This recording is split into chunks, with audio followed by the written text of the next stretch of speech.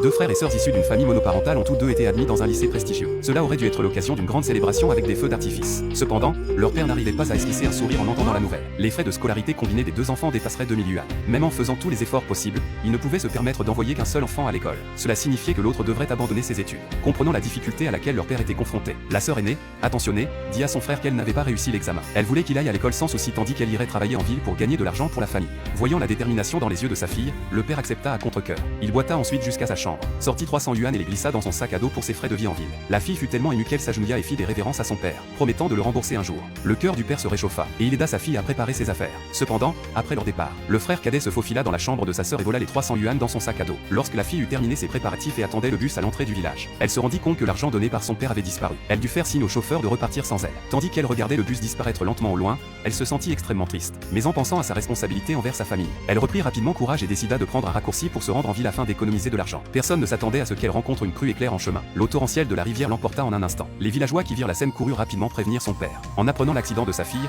le père pleura à en déchirer le cœur. Bien que le frère cadet fût quelque peu effrayé, il ne semblait pas vraiment attristé. 3 années passèrent en un clin d'œil. Le père travailla sans relâche chaque jour pour financer les études de son fils. Son fils étudia avec acharnement et obtint la première place du département à l'examen d'entrée à l'université. À ce moment-là, la mère qui les avait abandonnés réapparut à l'école avec son nouveau mari. Elle dit à son fils que s'il partait avec eux, son beau-père l'enverrait à l'étranger pour y mener une belle vie. Le fils accepta immédiatement et se précipita chez lui pour retrouver son père. Il mentit, affirmant que l'école offrait une excellente opportunité de l'envoyer étudier à l'étranger, et qu'il fallait annuler son enregistrement de foyer pour l'immigration. Le père, fou de joie, remit le livret de famille sans la moindre hésitation. À ce moment-là, une voiture de luxe s'arrêta au bord de la route, et une jeune fille à la prestance remarquable en descendit. C'était la fille qui avait été emportée par la crue des années auparavant. Il s'avéra qu'elle n'était pas morte, mais avait été sauvée par une personne bienveillante. Cette personne était le principal académicien de l'Académie nationale des sciences. La fille étudia auprès de lui pendant 3 ans et était désormais devenue une brillante prodige des mathématiques. De retour dans le village chargé de souvenirs, elle vit une banderole célébrant la première place de son frère à l'examen d'entrée à l'université. Elle en fut sincèrement fière. Soudain, elle aperçut son frère et l'appela joyeusement par son nom en courant vers lui. Elle arriva finalement au service administratif et, après avoir interrogé un employé, apprit que son frère était là pour annuler son enregistrement de foyer.